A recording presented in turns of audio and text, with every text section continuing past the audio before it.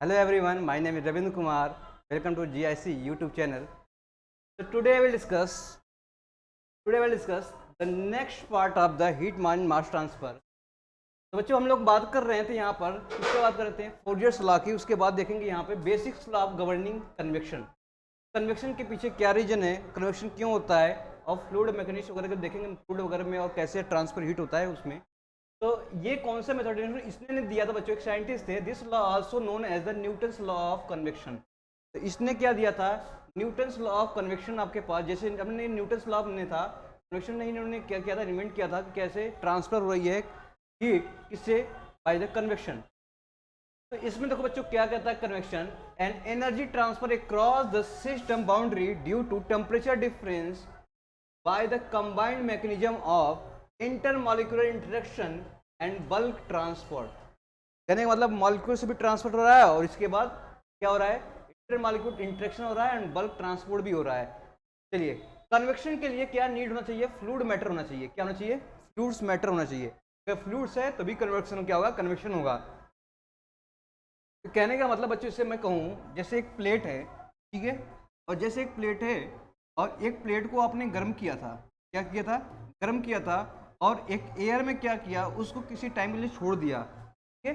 तो क्या देखोगे, अब देखोगे बच्चों की जो एयर आपके पास प्लेट है वो धीमे धीमे क्या हो जाएगा, ये हाई टेम्परेचर से लो टेम्परेचर की तरफ क्या करेगा, फ्लो करेगा। बोलो, हाई टेम्परेचर से लो टेम्परेचर तरफ क्या करेगा, ये फ्लो करने लगेगा। तो कहने का मतलब कोई भी हो सिस्टम, कोई भी बॉडी हो, अगर वो फ्लूइड मीडियम में हीट ट्रांसफर हो रही है तो कन्वेक्शन के थ्रू हो रही है। तो यानी कि मान लो आपके पास कोई बॉडी है, जैसे मैं कहूँ कि मान लो कोई ये प्लेट है या कोई आपके पास वॉल है, और इधर वाटर हो सकता है या कोई एयर हो सकता है, इधर देखो हीट ट्रांसफर हो रही है। और जैसे मान लो ये क्या वॉल गर्म है, जैसे वॉल गर्म है तो यहाँ से हीट ट्रांसफर होगा, तो हीट ट्रांसफर किससे हो जाएगा, हीट से दूर होगा। और इसके लिए बच्चों क्या होता है आपके पास यहाँ पर H, H heat transfer coefficient इसे बोलते हैं। क्या बोलते हैं, हीट ट्रांसफर कोफिशिएंट। तो हीट ट्रांसफर क्या हो जाएगा आपके पास, कोफिशिएंट। और जो हीट ट्रांसफर जिसमें कहूंगा, जैसे हीट ट्रांसफर हो रही है जिस पोर्शन से, का एरिया आपको पता होना चाहिए। क्या पता होना चाहिए, एरिया। और एच क्या है आपके पास, हीट ट्रांसफर कोफिशिएंट। और ये टेम्परेचर डिफरेंस पता नहीं, मान लो ये सराउंडिंग है, सराउंडिंग का मतलब हो गया एम्बियंट है, एयर है, सराउंडिंग है, एटमॉस्फेयर है, जो भी कह सकते हो आप। तो ये आपके पास एम्बियंट हो गया, एम्बियंट का मतलब सराउंडिंग टेम्परेचर। और ये टी वॉल हो गया, वॉल टेम्परेचर, दीवार का टेम्परेचर। तो कहने का न्यूटन्स लॉ ऑफ कूलिंग ने क्या डिस्क्राइब किया था, न्यूटन्स लॉ ऑफ कूलिंग ने डिस्कस किया था कि जो क्यू होगा प्रोपोर्शनल होगा एरिया। कौन से एरिया, वो नॉर्मल एरिया जिससे हीट क्या हो रही है, फ्लो हो रही है। और Q इक्वल टू क्या था, आपको प्रोपोर्शनलिटी क्या था बच्चों यहाँ पर, डेल्टा टी। डेल्टा टी मतलब temperature difference between two medium. जैसे अभी क्या था, वॉल था, वॉल से ये एयर था, और जैसे वॉल से ये टेम्परेचर डिफरेंस है, टी वॉल का आपका टेम्परेचर बताना चाहिए, एयर मतलब एटमॉस्फेरिक या सराउंडिंग या एम्बियंट का टेम्परेचर बताना चाहिए। इन दोनों का डिफरेंस कर देंगे, ठीक है। ठीक क्या है, टेम्परेचर डिफरेंस है। और यही न्यूटन्स लॉ ऑफ कूलिंग ने बोला था। तो न्यूटन्स लॉ ऑफ कूलिंग की बात करेंगे तो न्यूटन्स लॉ ऑफ कूलिंग क्या हो जाएगा, इन्होंने क्यू यानी कि heat transfer, heat rate of transfer, ये प्रोपोर्शनलिटी लिमिट में बोल दूंगा, चलो प्रोपोर्शनल लिमिट क्या हो जाएगा, एरिया इंटू डेल्टा टी। बोलो, तो ये हो जाएगा क्यू, क्यू इक्वल टू हटाएंगे जैसे तो यहाँ पे एच आ जाएगा, area delta T. This is the formula क्या है, हीट फार्मूला ऑफ क्या, Newton of cooling, H A delta T. Delta T बच्चों क्या है, ये टेम्परेचर, ठीक है, high temperature minus low temperature, यानी कि टेम्परेचर जो आपके पास हाई टेम्परेचर वर्क टेम्परेचर हो गया, सराउंडिंग टेम्परेचर हो गया। एरिया क्या होगा, एरिया वो एरिया लेंगे जिसके सराउंड क्या हीट फ्लो हो रही है, ठीक है। एरिया बच्चों जैसे मैं कहूँ इस वॉल का एरिया कौन सा लेते हैं, देखो आपके पास जैसे ये है, हीट ट्रांसफर हो रही है, ये वॉल है, ये वॉल का क्या है, थिकनेस है, ये देख लो, ये थिकनेस वॉल का है, और ये एरिया। तो एरिया ये लेंगे जिससे क्या हीट फ्लो हो रही है, ये perpendicular area to the heat flow, ये जो सेक्शन आपके पास मिलेगा ये वाला एरिया, ठीक है। तो एच क्या हो जाएगा, एच, तो वेयर ये क्या हो जाएगा, इसका यूनिट देखो क्या हो जाएगा, यूनिट जो होगा सेम क्या हो जाएगा, वाट हो जाएगा। भाई क्या हीट रेट है, ये क्या हीट रेट है, वाट, वाट को लिखते हैं जूल पर सेकेंड, ठीक है। ये गिवन हो जाएगा, दिस इज द क्या हो जाएगा आपके पास हीट रेट फ्लो थ्रू किसमें, कन्वेक्शन मीडियम, किसमें, कन्वेक्शन मीडियम, ओके। जब कन्वेक्शन मीडियम में इतना हीट फ्लो हो रहा है तो इसके डायमेंशन वगैरह निकालना कैसे, हीट का कितना है, ये क्या है, और ये जो H है यहाँ पे लिखते हैं, चलो Q आपके पास बच्चों क्या हो जाएगा, यहाँ से Q आपके पास हीट रेट हो जाएगा, तो आपके पास हीट रेट है। हीट रेट को बच्चों किस में लिखते हैं हम लोग, वाट में।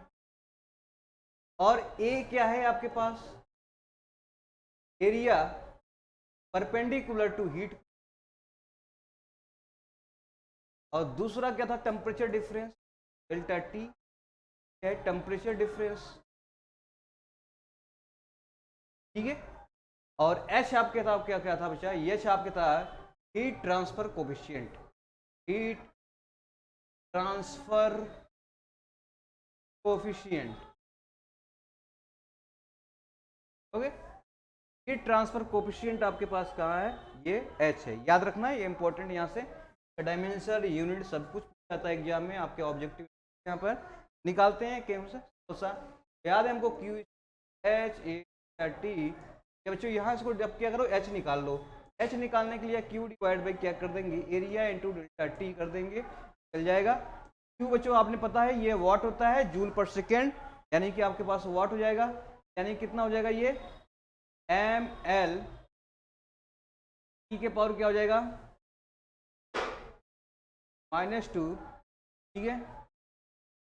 ये हो जाएगा Q, एरिया क्या हो जाएगा आपके पास L पर, और ये हो जाएगा डेल्टा टी, इसका मतलब डिग्री केल्विन में है, केल्विन लिख का यूनिट देखो क्या हो जाएगा, यूनिट की बात करेंगे, SI यूनिट की बात करेंगे तो SI यूनिट में आपके देखोगे यहाँ पर यूनिट होता है वाट पर एरिया मीटर स्क्वायर हो जाएगा, और ये केल्विन हो जाएगा। टेम्परेचर केल्विन मिलेंगे, टेम्परेचर कैसा हो जाएगा, वाट, याद रखना ये यूनिट हो जाएगा ये, ओके।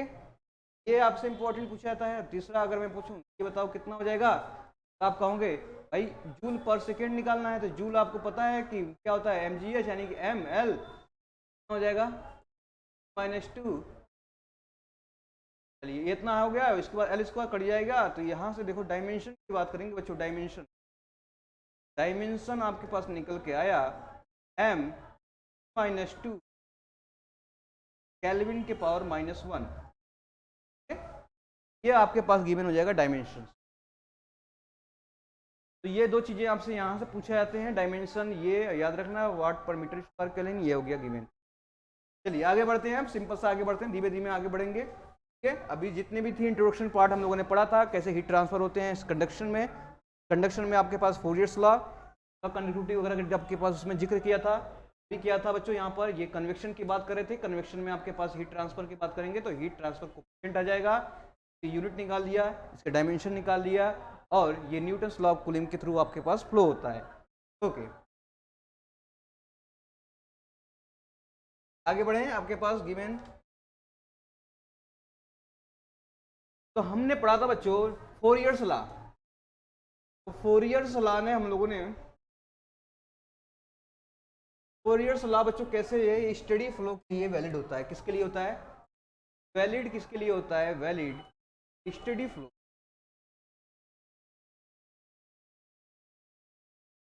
इसका मतलब heat transfer rate independent of time, बोलो। स्टडी फ्लो का मतलब हो गया, स्टडी फ्लो क्या हो गया, हीट ट्रांसफर जो हो रहा बच्चों आपके पास, हीट ट्रांसफर रेट जो भी हो, heat transfer rate independent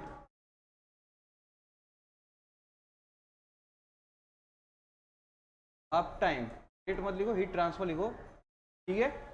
independent of time इसे बोलेंगे स्टडी, इसका मतलब हर जगह, इसका मतलब क्या है, स्टडी हो जाएगा, टेम्परेचर डिफरेंस जो होगा क्या हो जाएगा कांस्टेंट, यानी क्या हो जाएगा आपके पास, क्या है टेम्परेचर डिफरेंस कांस्टेंट रहेगा, क्या हो जाएगा टेम्परेचर डिफरेंस,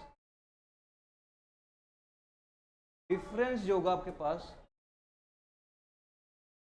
ठीक है। आइए बेसिक से स्टार्ट करते हैं, फोरियर्स लॉ, जो भी फोरियर्स लॉ के अगले कॉन्सेप्ट है, और इसमें नो हीट जनरेशन था, कोई हीट जनरेशन नहीं है, यहाँ देख लो आपके पास, क्योंकि एजम्पशन है ये पूरा, अभी क्या बच्चों एजम्पशन है, ठीक है, क्या है फोरियर्स लॉ का, और इसमें no heat generation, no heat generation भी अलग से इसमें हीट जनरेट नहीं हो रही है, there is no heat generation in the wall चलिए फोरियर्स लॉ की बात करेंगे, कैसे अप्लाई करेंगे। एक सिंपल सा बेसिक टाइप का आप एग्जांपल लेते हैं, ये वाला एरिया, और एक वॉल ले लेते हैं, आते हैं ये देखिए थिकनेस है, ये वॉल है, ये इनर वॉल है, ये आउटर वॉल है, और इसके बीच का डिस्टेंस है मान लो x है, और यहाँ का टेम्परेचर T1 है और टेम्परेचर T2 है। एरिया जो वॉल है, ये वाला एरिया शैडो कर रहा हूँ, शैडो से ये कलर आप देख रहे हो, ये एरिया जो होगा वॉल का है। और क्या बचा इसमें, क्या बचा इसमें, और इसमें बच्चों इस एरिया से होते हुए, ठीक है। तो कहने का मतलब फोरियर्स लॉ बोलता है क्यू क्या हो जाएगा, माइनस के जाएगा डेल्टा टी बाई या डेल्टा एक्स, क्या हो जाएगा फोरियर, बोलो, ये हो जाएगा के D T by D x. सब कुछ मैंने देख लिया था। यहाँ से पूछता है कि थर्मल रेजिस्टेंस कितना होगा, ये भी क्वेश्चन आता है, और एक हीट फ्लक्स पूछता है। तो हीट फ्लक्स की बात करेंगे, यहाँ से जो क्वेश्चन पूछता है हीट फ्लक्स की बात करेंगे, तो हीट फ्लक्स जो होता है क्यू बाई एरिया, यानी कि वाट पर मीटर स्क्वायर, यूनिट देखो कितना हो जाएगा, वाट पर मीटर स्क्वायर, इसे बोलेंगे हीट फ्लक्स। इसका मतलब क्यू ए डिवाइड कर दें बच्चों, यहाँ से देखो उस फार्मूले से बाई ए डिवाइड कर दें तो आपके पास बचेगा माइनस के, क्या बचेगा, D T by D x, ठीक है। तो ये हो जाएगा हीट फ्लक्स, क्या हो जाएगा, हीट फ्लक्स। ये वैल्यू याद रखना है, हीट फ्लक्स आपसे पूछेगा, इसका मतलब क्या पूछ रहा है, क्या पूछ रहा है, क्या पूछ रहा है, ये पूछ रहा है heat flow per unit area, heat flow per unit area, okay. Heat flow per unit area it nothing but it is known as the heat flux, okay. Next one is thermal resistance.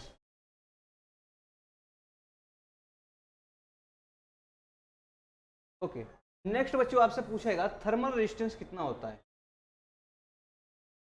Thermal resistance कितना होगा ये निकालना है। Thermal resistance निकालने के लिए मैंने यहीं से निकालते हैं, इक्वल टू, याद है आपके पास, ये फोरियर लॉ बार बार लिखवा रहे हैं, ठीक है, delta by delta D x, ठीक है। अब बच्चों इसको डिवाइड कर देते हैं वापस, तो आपके पास मिलेगा, हाँ, इसको आप डिवाइड करो कितना हो जाएगा यहाँ से, तो ये कह सकते हैं इसको delta T D x by कितना हो जाएगा, के माइनस, ठीक है। इसको मैं ऐसे, क्योंकि इसको डिवाइड करेंगे ये बराबर ऊपर जाएगा, बात वही चीज़ें हैं। ये जो पोर्शन होगा आपके पास, ठीक है, तो थर्मल रेजिस्टेंस आपके पास मिलेगा ये वाला पोर्शन, क्या, ये यानी जो डिस्टेंस है, ठीक है, यानी कि अगर डिस्टेंस मान लो x है यहाँ पर, यहाँ पे हम लिख सकते हैं x बाई ए इंटू, क्या, ये रेजिस्टेंस है, क्या है, रेजिस्टेंस है, थर्मल रेजिस्टेंस है, क्या है, थर्मल रेजिस्टेंस। तो थर्मल रेजिस्टेंस कितना हो जाएगा, डिस्टेंस जो आपके पास गिवन है, किसका गिवन है, ये वॉल का गिवन है, डिवाइड बाई कितना हो जाएगा, के इंटू एरिया, ठीक है, के इंटू एरिया, देखो के बाई एरिया, यही आपके पास क्या हो जाएगा, मान लो डिस्टेंस एल होता तो एल बाई के हो जाता। ऐसे डिस्टेंस मेजर कर लेंगे, यूनिट निकाल लोगे आप, यूनिट आराम से निकाल लोगे, यूनिट कैसे हो जाएगा, ऊपर मीटर है, नीचे हो जाएगा क्या, ये हो जाएगा वाट पर मीटर केल्विन, और यहाँ पे एरिया मीटर स्क्वायर हो जाएगा, मीटर जाएगा, मीटर बचेगा क्या आपके पास,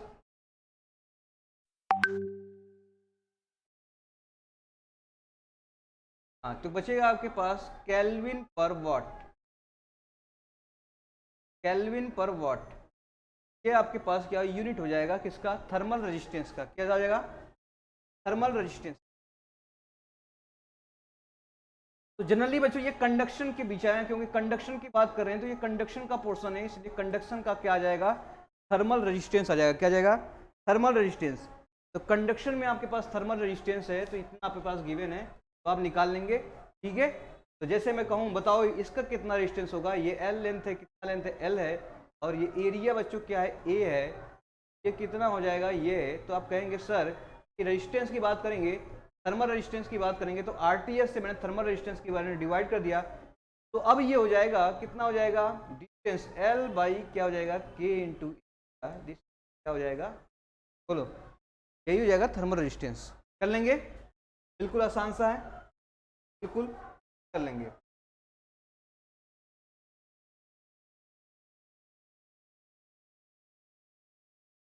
तभी इसी बात पे आगे सर मल्टीपल यानी कंपोजिट वाला दे दे फिगर तो कैसे निकालेंगे भाई कंपोजिट।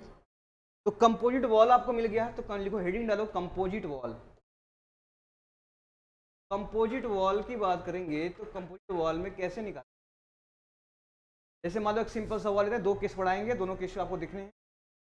तो वॉल ये है, ये वॉल है, ये वॉल है, दूसरा एक वॉल लगा देता हूँ, वॉल और लगा देता हूँ साथ में। वॉल ये है,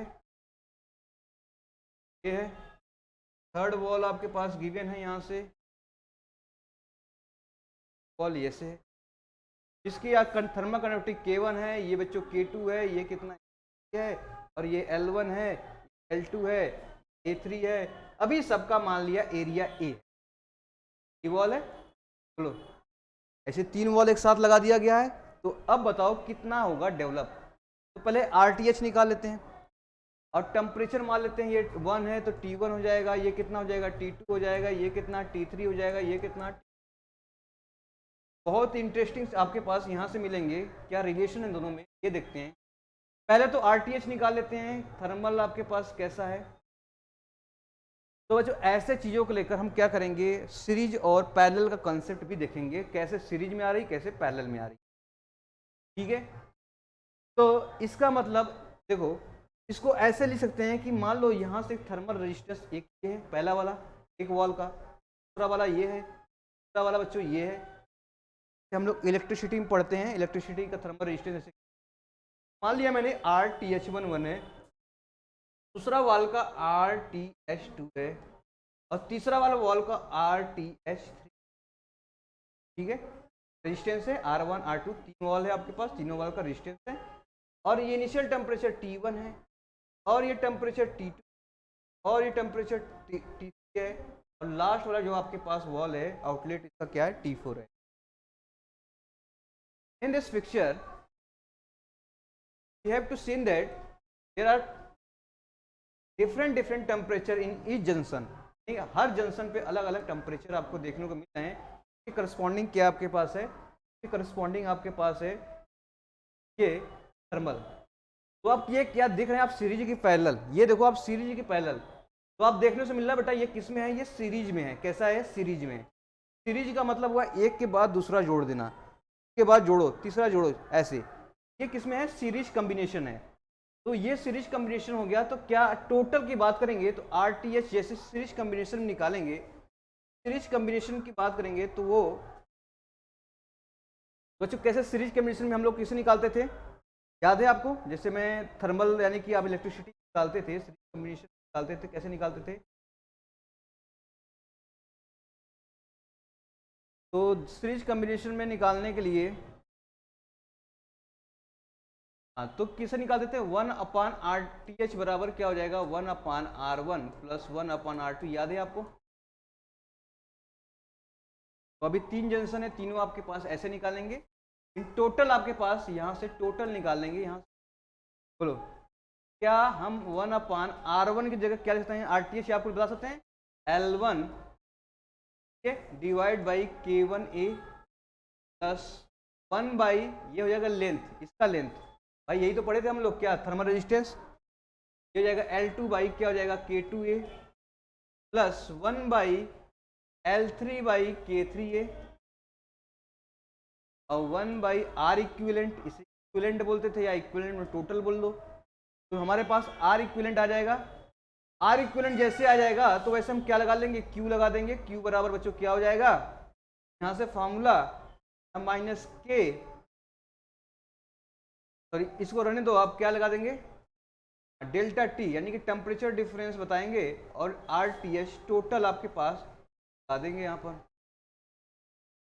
हमारे पास क्या हो जाएगा, यहाँ से हीट फ्लो रेट निकल जाएगा। क्या निकल जाएगा, टेम्परेचर डिफरेंस मतलब कितना हो जाएगा, ये जो टेम्परेचर डिफरेंस होगा T1 minus T, R equivalent total surface का ले रहे हैं, यहाँ से T1 से स्टार्ट कर रहे हैं और T4 तक जा रहे हैं, तो टेम्परेचर डिफरेंस जो हो जाएगा फाइनल में से फाइनल ये, ठीक है। T1 माइनस T4 टेम्परेचर लेंगे, T1 माइनस T4, ऐसे टेम्परेचर ड्रॉप हो रहा होगा, फिर ऐसे हो रहा होगा, फिर ऐसे हो रहा होगा, फिर ऐसे होगा। इसका मतलब यहाँ से टेम्परेचर ड्रॉप लेंगे, आपके पास जाएगा T1 - T2 / RTH निकालेंगे, टोटल की बात करेंगे ये निकल जाएगा, इसको जोड़ेंगे आपके पास निकाल सकते हैं। ठीक है, यहाँ से हम निकाल लेंगे तो आ जाएगा Q इक्विवेलेंट, यानी Q आपके पास गिवन। बोलो इसी वाल में बोलो कि इतना हीट कितना ट्रांसफर, सब में हीट बराबर निकलेंगे बेटा। क्या है, हीट सब में बराबर है, क्यों, क्योंकि स्टेडी फ्लो है। क्या है, स्टेडी हीट ट्रांसफर इक्वल हो रहा है। ठीक है, तो हर जगह क्या है, यहाँ पे देखो बराबर मिलेगा, यहाँ मिलेगा, तो कहने का मतलब हर सेक्शन पे देखें तो जो Q होगा आपके पास, इस सेक्शन पे देख रहे हैं, ईच सेक्शन पे देखेंगे। सर कहेंगे सर ईच सेक्शन पे दिखाइए, हम कहे चलो देख लो। तो पहला ये क्या है, K1 है, K1 है एरिया डेल्टा टी, यानी कि कितना जाएगा T1 - T2, मैं डायरेक्ट लिखता हूँ। ठीक है, L1, या इसको ऐसे लिख लो, इसको इसके साथ लिख लो बच्चों यहाँ से, रेजिस्टेंस के फॉर्म में K1A लिख लो, इक्वल टू क्या हो जाएगा T2 - T3 divide by L2 divide by K2 into A. क्या एरिया सब में सेम है, इसलिए चेंज होता है, चेंज होता है।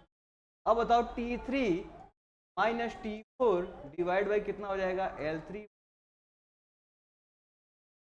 सब में हीट है बराबर है, और यही क्या हो जाएगा, यही हो जाएगा T1 - T के डिवाइड बाई क्या हो जाएगा, यहाँ से ये हो जाएगा R इक्विवेलेंट, यानी टोटल जो निकाले थे ये निकाल लेंगे, आपके पास सब बराबर मिलेगा, सब में हीट क्या हो रहा है, फ्लो।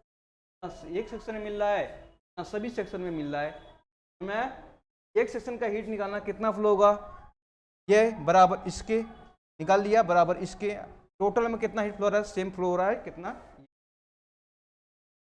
यहाँ से क्वेश्चन सॉल्व करने के लिए बहुत मदद मिलेगी, क्योंकि हमें एक सेक्शन निकालेंगे, दो सेक्शन निकालना है तो कैसे निकालेंगे, फिर निकालना है तो वेरी कर सकते हैं, सभी बराबर हो जाएंगे। समझ आ चाहिए, तो यहाँ से हम क्वेश्चन कर सकते हैं।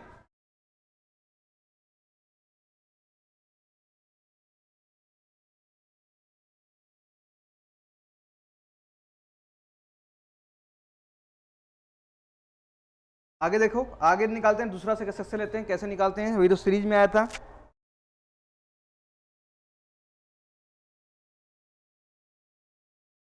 चलिए दूसरा वॉल लेते हैं, सिंपल सा वॉल ले लिया मैंने, एक वॉल ले लिया ऐसे, एक वॉल ये रहा बच्चों, दूसरा वॉल ले लिया आपके पास गिवन है ऐसे,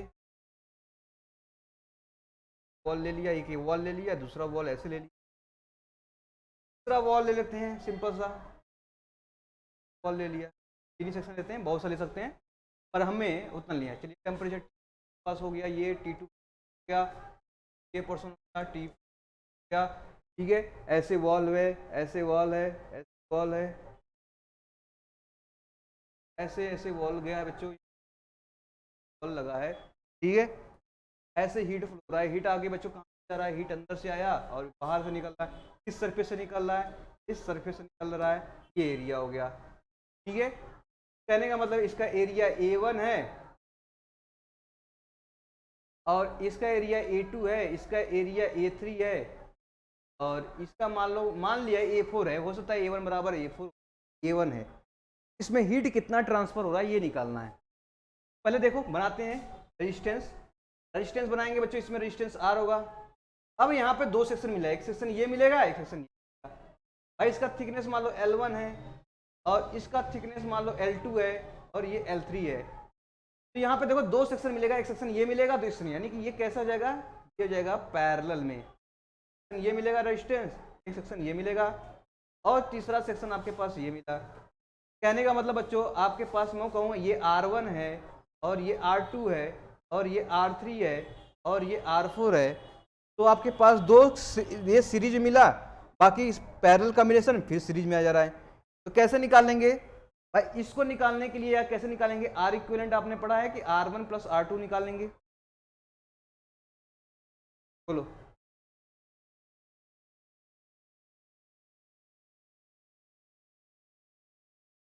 ठीक है, निकाल लेंगे।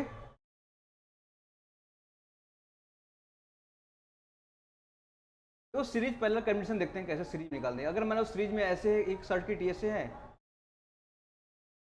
इसका मतलब करंट सब में क्या आ रहा है, जा रहा है सेम जा रहा है, अगर मैं इलेक्ट्रिसिटी की बात करूंगा तो करंट बच्चों क्या जा रहा है, सब में सेम जा रहा है। जब करंट सेम जा रहा है तो पोटेंशियल डिफरेंस अलग अलग हो जाएगा। 1 प्लस वी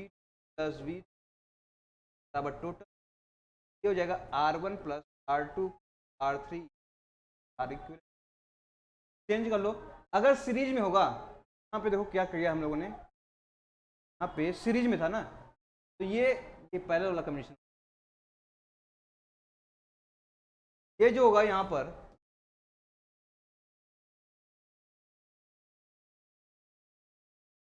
ये जो कॉम्बिनेशन होगा आपके पास, तो करेक्ट कर लो यहाँ से, क्योंकि ये वाला कॉम्बिनेशन आप देखोगे तो ये सीरीज में है। सीरीज में कैसे करेंगे भाई, आर जो टोटल होगा, आर इक्विवेलेंट, ये हो जाएगा R1 plus R2 plus R3, R1 plus R2 plus R3 total हो जाएगा। इसका मतलब L1 by K1A1 plus L2 by K2 plus L3 by K3A।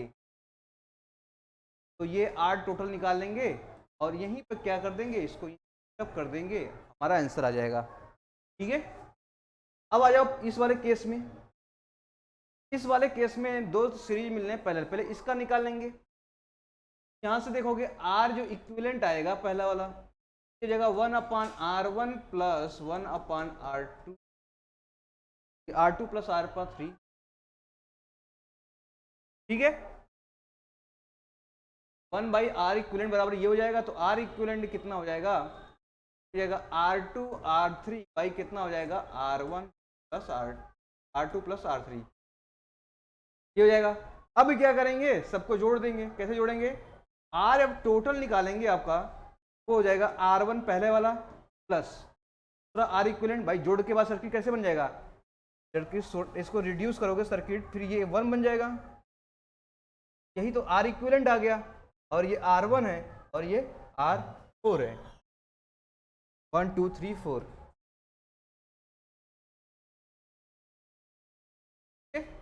तो ये R इक्विवेलेंट प्लस R4, ये हो जाएगा आपके पास given, R1 plus R equivalent plus R4। ठीक है, तो यहाँ से तीनों जोड़ेंगे, फिर उसके बाद हीट फ्लो कैसे हो रहा है वहाँ पर रख देंगे, निकल जाएगा। हीट फ्लो कैसे हो रहा है बच्चों आपके पास, हीट फ्लो आप कहेंगे क्या हो जाएगा, Kt बाई डी। याद है, अगर इस फॉर्म में टोटल का फॉर्म लिखूँ तो dt बाई कितना हो जाएगा, R। चल R टोटल निकालने के लिए मैंने निकाला था, R ये हो जाएगा, ये किसने यार, T1 माइनस T वाला, फाइनल में से इनिशियल जो इनिशियल वाला वॉल से माइनस टेम्परेचर फाइनल वॉल का डिफरेंस कर देंगे, टोटल आ जाएगा। क्योंकि R टोटल ले रहे हैं, R टोटल कैसा हो जाएगा, यहाँ से R1 plus R equivalent plus R को रख देंगे, टोटल आपके पास क्या आ जाएगा। ठीक है, क्वेश्चन कराएंगे आपसे। आगे बढ़े आपके पास, देखो अभी उसके बाद क्वेश्चन आएंगे, आगे बढ़ते हैं। ये तो हो गया आपके पास थर्मल रेजिस्टेंस। हमें पता है थर्मल रेजिस्टेंस का रेसिप्रोकल जो होता है 1/, थर्मल रेजिस्टेंस ये होता है थर्मल कंडक्टेंस।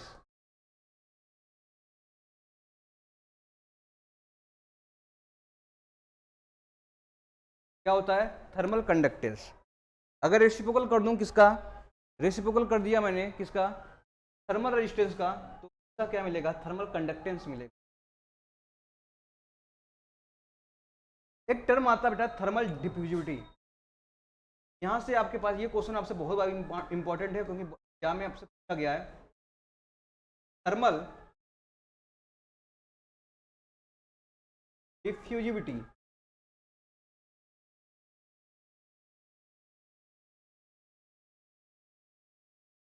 थर्मल डिफ्यूजिविटी, ये क्वेश्चन आपसे पूछा जाता है बहुत बार। थर्मल डिफ्यूजिविटी की बात करेंगे, कैसे डिनोट करते हैं बच्चों, अल्फा से। कैसे डिनोट करते हैं हम लोग, अल्फा से। और थर्मल डिफ्यूजिविटी का अल्फा होता है ये heat conductance upon heat capacity. इसको मतलब अल्फा है, अल्फा इक्वल टू हो जाएगा heat conductance upon capacity. Heat conductance upon heat capacity, thermal diffusivity की बात करेंगे, ये हो जाएगा के अपॉन रो सी पी, यानी thermal conductivity divide by rho, ये डेंसिटी, और ये क्या हो जाएगा सी, स्पेसिफिक हीट, क्या है स्पेसिफिक, ठीक है। यूनिट क्या हो जाएगा इसका, ये तो हो गया आपके पास डेफिनेशन क्या होता है, और याद रखना के बाई रो सी पी है, यूनिट होता है मीटर स्क्वायर पर सेकेंड, मीटर स्क्वायर क्या हो जाएगा पर second, this is the unit of thermal diffusivity, क्या है थर्मल डिफ्यूजिविटी। अगर ज्यादा थर्मल डिफ्यूजिविटी होगा इसका मतलब कंडक्टिविटी क्या होगा, ज्यादा होगा। भाई अल्फा इंक्रीज कर रहा है तो आपके पास के क्या होगा, इंक्रीज कर रहा होगा, इसका मतलब मोड ऑफ हीट ट्रांसफर ज्यादा रेट से होगा। बोलो, में हीट जो कंडक्ट होगा बहुत ही ज्यादा से होगा, क्या होगा, हीट प्रोपगेशन जो होगा बहुत ही ज्यादा होगा।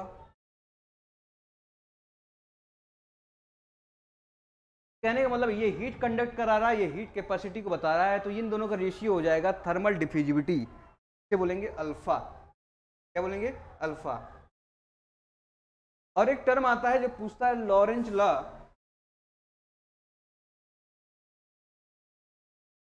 अगर इसी को बात करेंगे एक बार एग्जाम में पूछा यूपीएससी में, तो ये बता था लॉरेंज क्या होता है, ये भी होता है thermal conductance, thermal conductance divide by, thermal conductance divide by ये हो जाएगा electric conductance,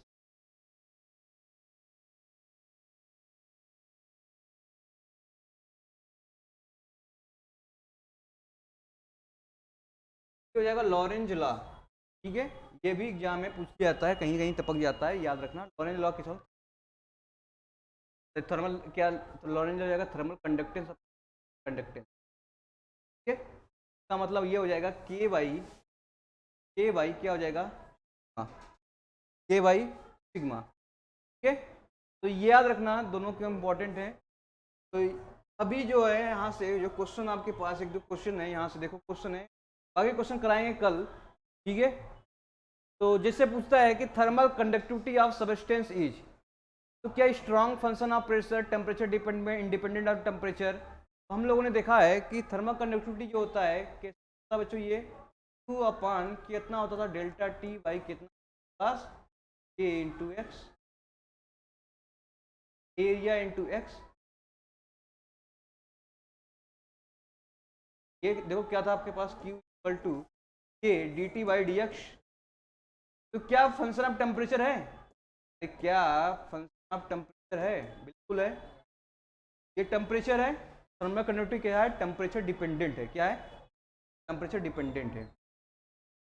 thermal diffusivity is the substance is directly proportional to thermal conductivity, directly proportional to thermal conductivity, inversely proportional thermal conductivity, directly proportional square of thermal conductivity, inversely proportional to square of the thermal conductivity.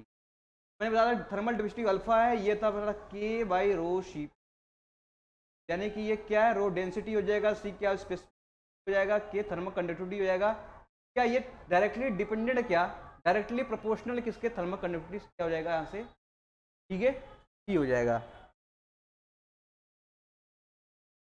समझ में आया?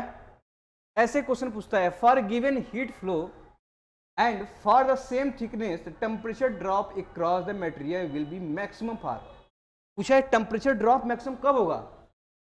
चलिए आप simple सा thermal conductivity का formula याद है आपको, तो याद होगा यहाँ से क्या होता था बच्चों, यहाँ से 2 divide by delta T by कितना था आपके पास एक्स, और ये था एरिया। अगर विदाउट टेम्परेचर की बात करेंगे, टेम्परेचर ड्रॉप बोला मैक्सिमम होना चाहिए, क्या temperature drop across the material is the maximum, यानी कि temperature drop maximum thermal conductivity चाहिए तभी तो मैक्सिमम, यानी कि ये जो हो गया प्रोपोर्शनल किसके हो जाएगा डेल्टा टी का।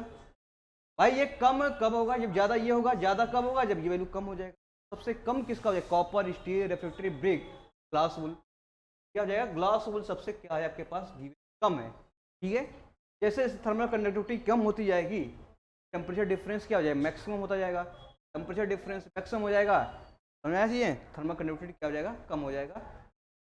कम है वहाँ से मैच कर लेना। Which are the following case steady state of heat transfer.